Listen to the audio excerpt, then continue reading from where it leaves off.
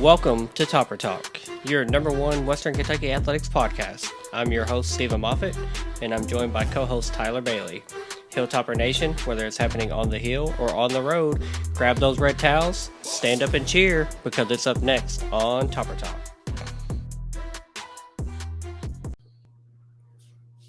Welcome back to another episode of Topper Talk Podcast. It's game week. We're here. We're ready. We're going to talk about the USF game. As always, you can follow us on Twitter and Instagram at Topper_Talk. Follow us on YouTube at Topper Talk Podcast. As we share more episodes, we're getting more popular out there. More people are watching and listening.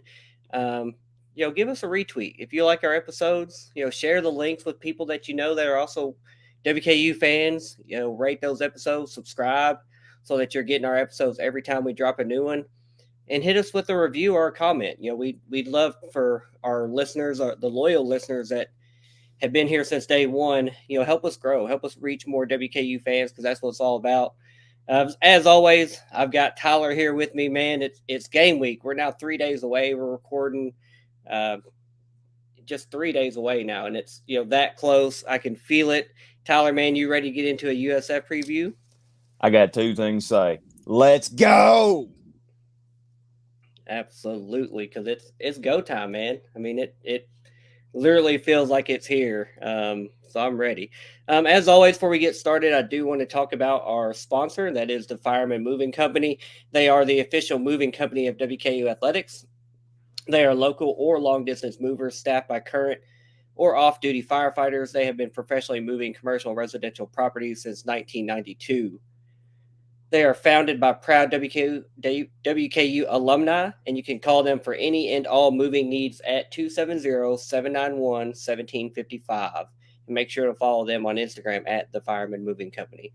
And I've said it every time we've talked about them. Obviously, we really appreciate them jumping on board and sponsoring the podcast. They've been listeners since day one, and they're very involved with WKU Athletics as far as moving them, getting them to all their road and away games. But it's literally one of the best decisions you'll ever make if you decide to move, or if you have any moving needs, if you're moving houses, or if your business is moving, big, small, local, long distance, whatever. We use them for our move when we moved to the house that we currently live in. And it was the best decision that we've ever made. It made the move so simple. They were efficient. They were fairly priced. And we'll never move without them again, quite frankly. So we really appreciate the Fireman Moving Company. Moving on, we're going to jump into our Red Towel wrap-up. Like we've been saying, this segment is growing a lot as the fall sports have gotten going. So, Tyler, give us a recap of what have we missed since the last recording. All right, so last week, WKU soccer tied with Siena 2-2 with WKU goals coming from Kayla Myers and Amber Barnett, which was her. Sorry, my dad just called. Which was her first goal back from injury. WKU volleyball upset number 12 ranked Marquette in the Dayton Invitational 3-1. WKU volleyball dropped one to Dayton in the Dayton Invitational 3-0. WKU volleyball got back on the winning ways with a 3-1 victory over Drake. The soccer dropped one to Xavier 5-1 with the only goal coming from Lily Rummo. And then WKU volleyball played Belmont last night and got to win 3-0. So back to you, Moff.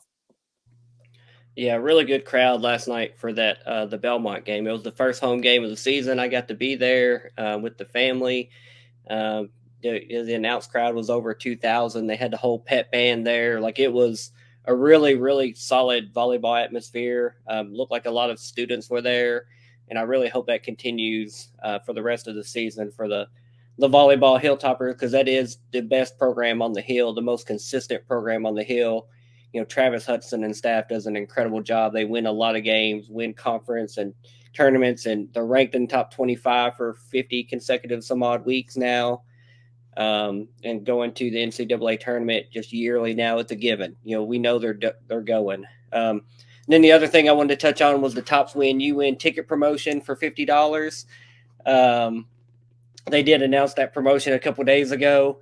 I think that's a great promotion. That is if before game one, before the USF game, if you purchase a one ticket for $50, you don't have to buy another ticket to another game at home as long as we keep winning. So we win USF, you automatically get a ticket for the Houston Christian game in your account, and so on and so forth to the rest of the games for the season. So, with the way our home schedule lines up, I think that's a pretty good deal. So, if you were on the fence about coming to games and maybe the full season ticket price was a little bit pricey for you, if you had to buy 2 or 3 tickets and 6 home games, it can add up pretty quickly. But with this promotion, you can, if you're just taking you and a significant other, you can spend $100, and I think there's a pretty good chance you're going to all the games and not paying more than that $100. So I think that's a great promotion. Our marketing got it right for once. They didn't put yard signs out. They dropped a good promotion. Jawan Jones would approve. So really excited about that promotion. I hope it drives more ticket sales and good crowds. So jumping into the main segment, this is going to be our week one preview versus South Florida. So obviously our home opener, it's a home game here at Houchin Smith Stadium. It's this Saturday, September 2nd. Kickoff is scheduled for 2:30 p.m. It's going to be on CBS Sports Network. The two teams have met 7 times all time, with USF holding an advantage 4-3 in the series.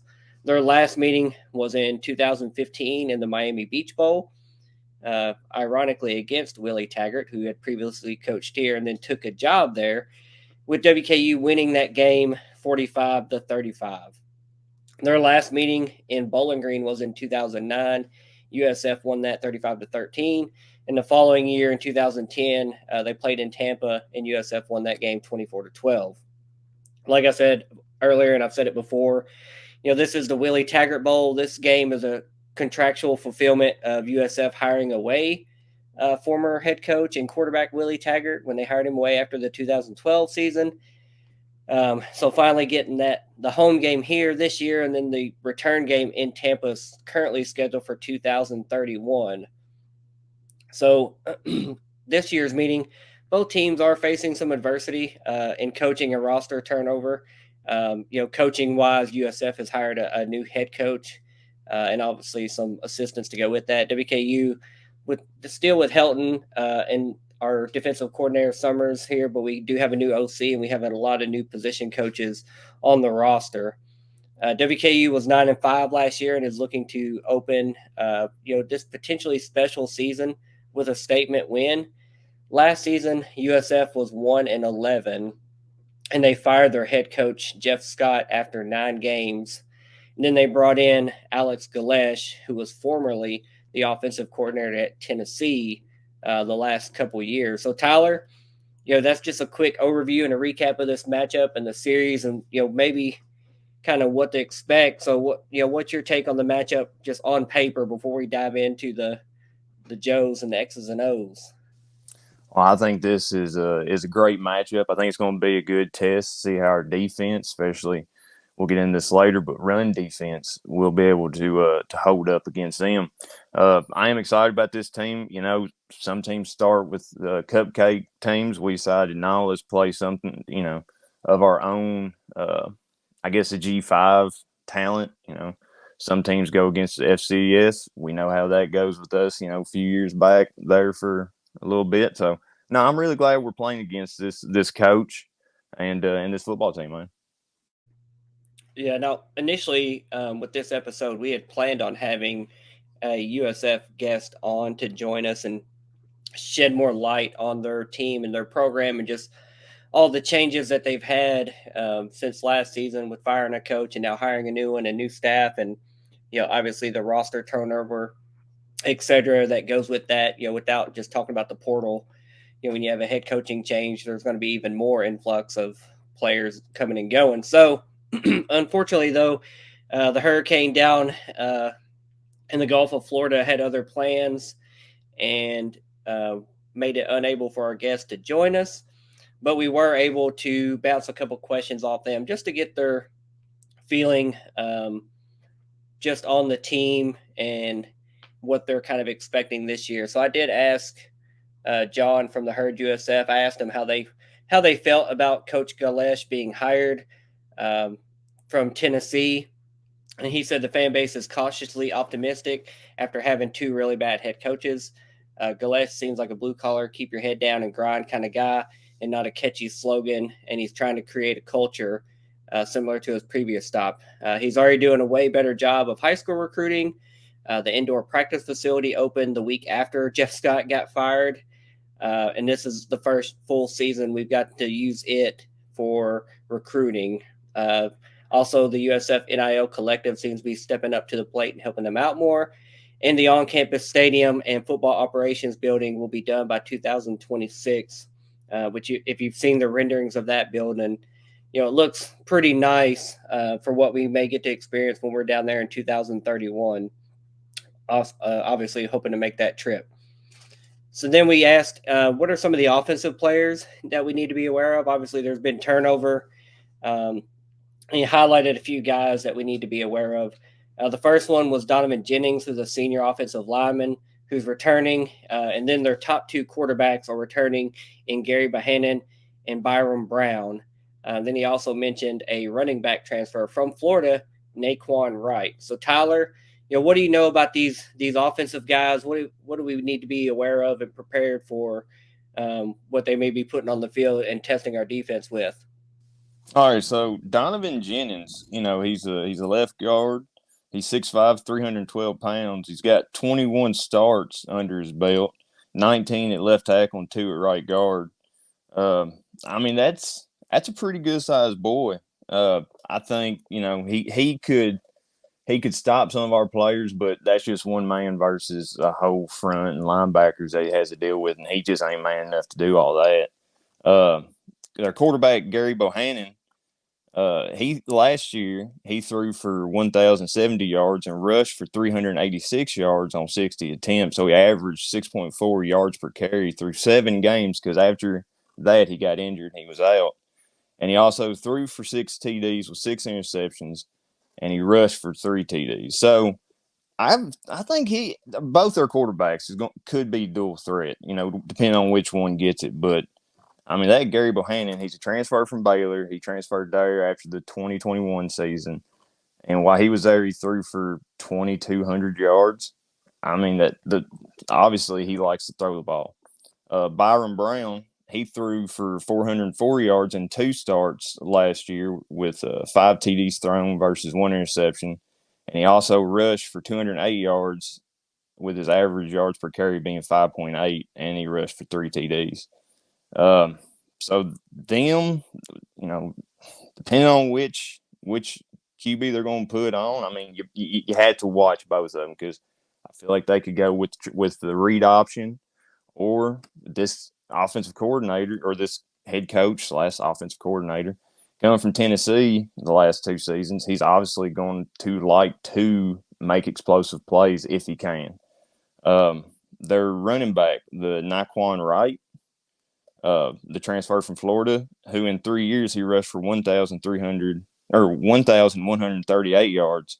He did have 47 carries last year for the Gators with a total of 109 yards, and he averaged 4.0 yards per carry. So I think if I'm looking at them, it's them QBs for me. Definitely try to shut them down and contain them. The running back, I feel like he could be a weapon that they're going to utilize often, but I would definitely be more concerned with the QB play. Their wide receivers, none of them have really got many receptions under their belts, and I think they brought in a few transfers. So yeah, they brought in 3 transfers. I think they only got one guy back from last year. Bohannon was actually the only returner they have from last year who started more than or at least 7 games. So definitely keep an eye out for them. Yeah, definitely a good few guys to highlight there. And it is interesting. You called Galesh offensive coordinator. He's head coach, but he is also fulfilling the offensive coordinator duties. I did read that in the Field Steel magazine. He is head coach / OC. So he wants to be the guy calling the plays. And, like you said, coming from Tennessee, which is the last couple of years been a high volume, high production, kind of doing what we do, putting a lot of yards and points on the board. You have to think and that's what they're going to move towards. And when you listen to the coaches' media availability this week, Helton, Summers, and Hollingshead talking about what to expect, they're watching Tennessee tape. Just like when we jump into the defensive coordinator side of things, just when you have so much turnover, it's hard to really be prepared for what you don't know because it's a lot of new names and faces. Even coming straight from our own coaches, and then even talking to the USF guys that were going to join us. And then USF released their depth chart yesterday, and this has been online and kind of floating around if you follow any of their fans. But their whole depth chart is a bunch of ors. There's no solid starter. It's going to be this quarterback, this wide receiver, or this wide receiver. So it really just kind of shows a lot of uncertainty. Maybe they're just not wanting to show their cards. I don't know. In game one, I'm not really sure. But from my perspective, my point of view, it just looks like a lot of uncertainty and maybe people haven't stepped ahead of the pack and said, hey, I'm QB1, I'm wide receiver 1, I'm running back 1, whatever it may be. So their depth chart is just really funny with a lot of ors on it, and even kind of become a little bit of a joke within the USF. Their own fans are kind of making fun of that. Now, if we're going to jump over to the defensive side of the ball, we asked that USF guest as well, who are the defensive players that we need to be aware of that are going to be trying to slow our WKU offense down. They mentioned that last year they were ranked basically last in all of FBS, 130 out of 131 in FBS schools. They had brought in some transfers, obviously, with the portal and new coach, and they talked about the collective, stepping up to the plate more. But DJ Gordon and Rashad Cheney are their top two defenders that are coming back. And then they do have a new defensive coordinator as well. So, they're hoping that maybe a change in scheme, changing some players might lead to some better defensive results. Because last year they just flat out weren't good. They gave up a lot of yards.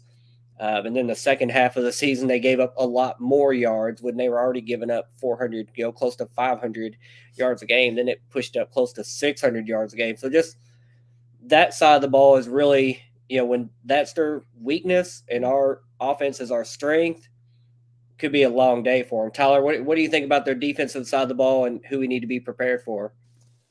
Well, all right, I may seem kind of full of it here, but their defensive coordinator was one who we played last year. He was the defensive coordinator at FAU, and in that game we put up 571 total offensive yards. So if he's hoping to slow us down, I don't think that's going to happen. The defense, I was looking over the field. looking over the field still.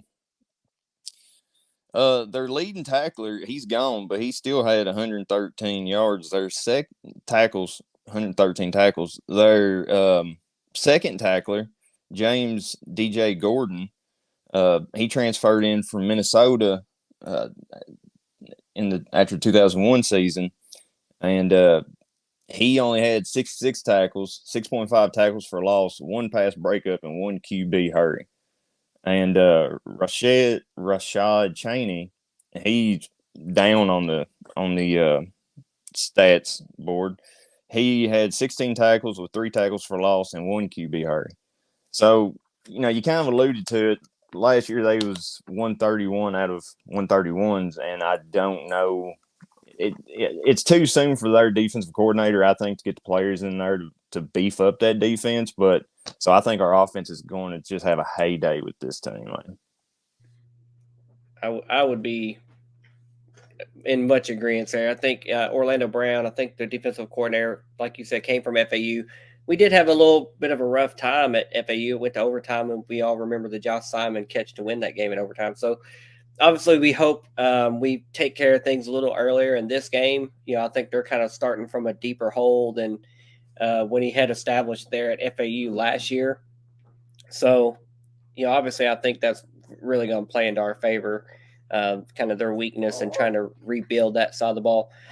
So I also asked those guys on the USF side, I said, right now WKU is an 11.5 point favorite to win this game with an over-under set at 70, and the ESPN Power Index gives WKU a 67.6% chance to win. So WKU is, pretty fairly heavy favorites to win this game, both in the point spread and by the ESPN Power Index. So I asked those guys, I said, what three things do they think that USF needs to do to win this game? And they said they need to control the clock out offense. They can't leave the defense on the field. Obviously the depth and just unknown there would make for a long day if the defense can't get off the field and you're letting Austin and Malachi just chuck the ball around out there. Yeah, it's going to be a long day. The second key, they said, pray Austin Reed has a bad day with interceptions because he should tear apart our secondary easily if he's accurate. So, I think that says a lot. They're hoping that Austin isn't accurate, and I think we all know that he's a pretty accurate quarterback. Our scheme and our spacing, we're going to get guys in position to not only get open, but to catch the ball and then to make plays after they catch the ball. So, I'm not sure about point number two going their way. And then their third thing that USF need to do to win this game was pray, sacrifice a virgin, and maybe wear your lucky socks. So, could be a long day. Obviously, stuff like winning the turnover battle, creating negative plays, and being explosive on offense. Basically, they're just going to have to hope they can keep pace with this offense. So, could be just a very long day for USF. And I think when we get into our score predictions and we even talk about what the USF guys had predicted for their scores, and it's not far off from where you and I were projecting that. So let's talk about the Hilltoppers a little bit. I know we've talked about them all off season and broken down each position and just, what to expect. But, who do you think are in this game, offensively, who are the key players for WKU versus South Florida, Tyler? Well, it's got to start with Reed and Malachi. Threat 1 and 2 right there. I'm hoping if we can pick apart their secondary, I would love that. But I would really like to see Poindexter and Stepp come out and just really dominate the field, really assert themselves and show that Western just ain't a one-trick pony, that we can do more than just throw the ball, that we can run it right down your throat and just run you over and get in the end zone. So that's who I'm circling for on the offensive side of the ball. I'd agree. I mean, it definitely starts with Austin Reed and Malachi Corley. I mean, those guys are, the engine of the Corvette offense, so to speak. We did see the WKU depth chart come out. If you want to call it a depth chart, it's, WKU and Helton for some reason releases it in alphabetical order. The one thing that stood out to me, because it's not a true depth chart, was that Michael Matheson was not listed on it. So there's been a lot of conjecture and just, is he injured? Will he play? Won't he play? We officially know now that he's not on that depth chart, if you want to call it that alphabetically. He's not on there. So he won't be playing against USF. We now know that, and he would have been a key player. Craig Burt is on there, though, so I would not be surprised to see him come in and make an immediate impact, even though he's only been here for 10 days, 2 weeks, something like that, practicing with the team, plug and play type guy. But at the same time, I think we have plenty of other wide receivers that are more than capable of stepping up, along with River Helms. You talked about Marquise Stepp, Davion Poindexter. I mean, we've got plenty of guys that can make plays, but it does start with Austin Reed, QB1, and Malachi Corley, wide receiver 1. Now, defensively, on the defensive side of the ball, who is going to help WKU secure a victory against USF?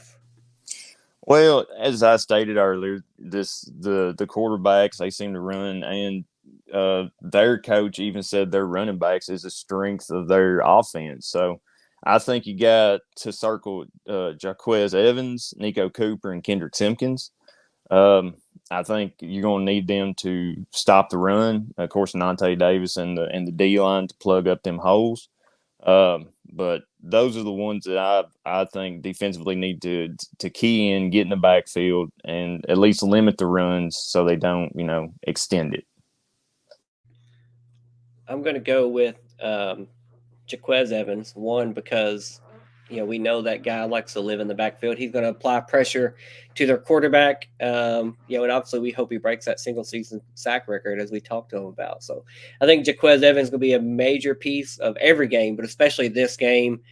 Um, but my second guy is I'm looking at Upton Stout. If you remember last year when he transferred here from North Texas, he started off last year with a bang with a couple interceptions in his first couple games. And I think that we're going to have USF in positions in this game where they're going to be behind and down in distance, where we know they're going to be throwing the ball. And they're probably going to be playing from behind score wise. So they're going to be trying to move the ball down the field to score. They're not going to be able to hand the ball off to their running backs and bleed clock. They're going to need to be opening up the playbook and throwing the ball. So, that would be my expectation is we're getting pressure. We're going to know they're throwing the ball. And then, our guys, our playmakers in the secondary are going to be jumping on balls and hopefully getting some interceptions. So those two guys, big time for me, are kind of our key defensive players. I think they're going to lead us to victory. Obviously, we're in our first game preview. This is a piece that we'll do for every game preview.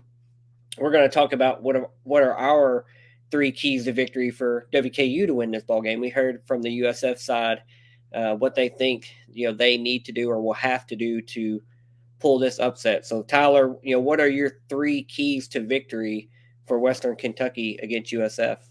Well, like I've alluded to it all episode, shut down the run, look out for the option. That's key one. Two is keep the defense on their heels. They're looking at last season's number. They're weak on defense, so I feel like our offense will just eat them up and play our brand of ball. Don't let them come out and set the tone. Don't let them come out and be the aggressor. Let us decide what we're going to do, how we're going to do it, and when we're going to do it. I agree. I think I'm going to go with the turnover battle. I think we can't shoot ourselves in the foot by coughing the ball up or throwing some interceptions, and be behind in that turnover margin, 2 or 3 possessions. I think if we get in that position, it may be a closer game than we want it to be. Typically, we're an aggressive defense. We were near the top of the nation last year in turnover margin, and I fully expect us to be that aggressive style, attacking the ball, causing fumbles, interceptions, etc. So the turnover battle, we can't shoot ourselves in the foot and give them life and let them be close and score into the later parts of the game where an upset could look likely. Like you said, we have to play our brand of football. We have to come out, be aggressive, start fast. That's always one of my main things that I look for in a game is, especially last year, last couple of years, we've had new quarterbacks. It seemed like sometimes we started slow. We had a new offensive coordinator the last couple of years. Sometimes it seemed like we started slow. We've got a returning quarterback this year. We talked about that for the first time since 2016. But we do have a new offensive coordinator. Now, by all accounts, I've heard he's a lot more aggressive, going to be taking more shots down the field and just more of a step on your throat kind of guy. So I hope that we come out and he says, "Hey, I want to step on their throat, put them away, hang a 50 piece on them, and show what we've got here." And then I just think on the defensive side of the ball, we just have to get off the field. I mean, we can't let them extend drives. You did talk about their option, their quarterbacks kind of being dual threat guys. We can't let them extend drives. We have talked about our defensive side of the ball being our, quote unquote question mark, if you want to call it that. I mean, I think we're both very, very not concerned with our starters, but if long drives are being sustained and we're rotating players out due to, possibly being a 89, 90-degree day, it being hot, people getting tired, whatever it may be, if we start rotating some of those younger players in, you open yourself up to possibly more mistakes, more plays being made against you. So I just think we have to get off the field. If it's third and short, third and long, third and middle, whatever, we've got to step up and have somebody just get us off the field. Let them punt the ball back to us. And then once we know the ball's in our hands, we know what we're going to do. We're going to go down the field and get 6. So those are my 3 key to victories for USF. Again, I think it'll be not a tightly contested game. We'll get into score predictions here shortly, but definitely, if we take care of those 3 things, I think the score will take care of itself. Now, another segment we're going to jump into for every single game, we're going to be highlighting who we think our MVT is. So, most valuable topper, that is, for every game.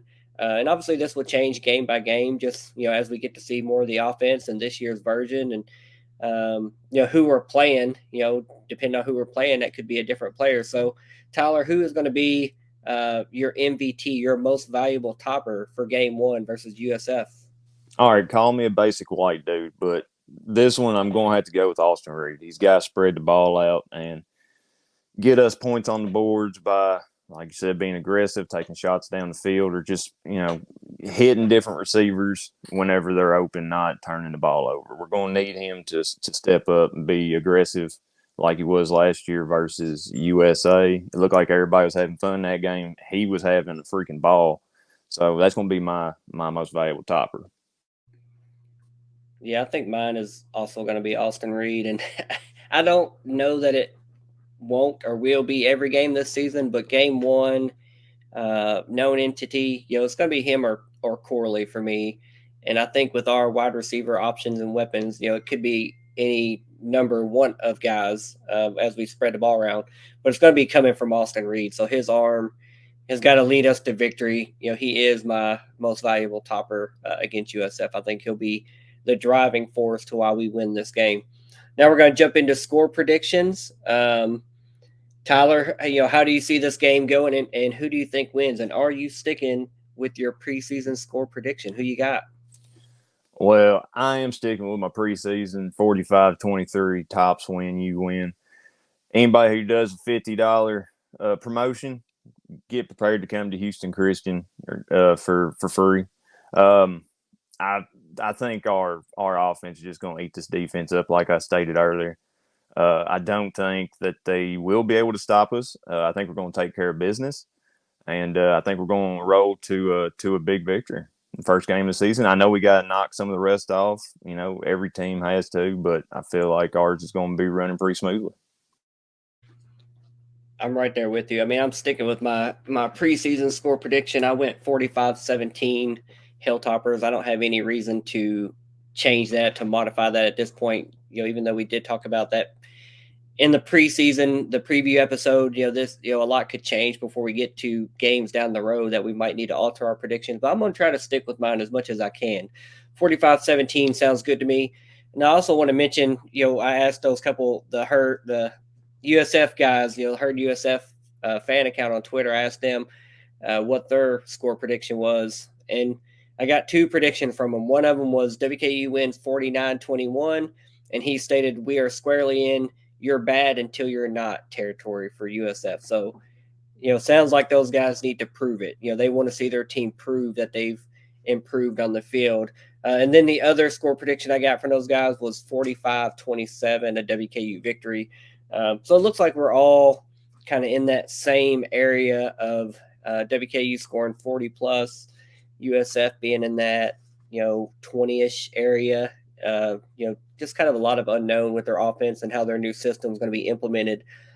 Just from day one, game one, with new coach and a lot of new players, is even hearing our coaches talk, there's a lot of unknown. But we just have to control what we can control and do what our offense does, and I think we'll be just fine. But that's it for the episode. I'm going to jump into my final thoughts.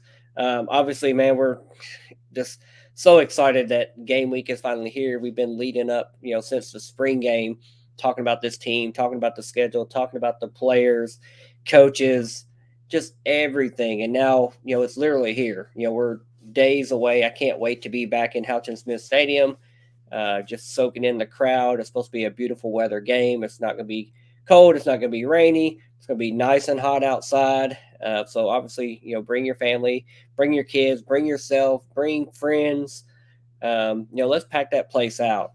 This team deserves to play in front of a good sold out Smith Stadium every game this year. No matter the opponent, no matter the weather, no matter who else is playing. So let's get out. Let's support this team, and we're well on the way to kicking off what I think is going to be a very special season. Which could potentially be a top 25 ranking in NY6 Bowl. I think it's going to be an amazing season. I'm ready to get this season started. Obviously, next week we'll be back. When we record next, we'll be talking. We're recapping this game, the USF recap, and then we'll jump into a Houston Christian preview. Kind of what to expect from them. So, man, I'm ready to go. Tyler, give us your final words, thoughts, and take us out of here. All right, I'm going to start this with two questions of my own, or two statements. Is this or is this not? Do I or do I not have a pulse? I do. Is this or is this not Western Kentucky football? It is. I believe this is going to be a great start to Malachi and Austin Reed's Top Guns campaign.